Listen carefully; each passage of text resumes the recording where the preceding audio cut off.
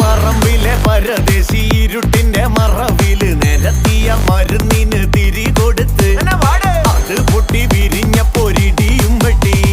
താനോ താനിന്നാനോ താനിന്നാനേ, താനോ താനിന്നാനോ താനിന്നാനേ. അത് പൊട്ടി വിരിഞ്ഞതും പല ഭാഗത്തിരുന്നു